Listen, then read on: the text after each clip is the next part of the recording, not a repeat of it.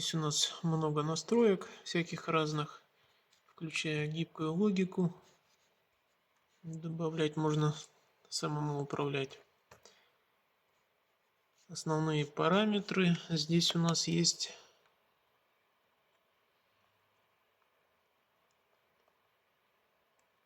управление функциями комфорта пока. Закрывать стекла при постановке на охрану. Ставим галочку, сохраняем, но она у меня уже сохранена в устройстве. Так, и сейчас проверим, работает она пока. Закрываем машину.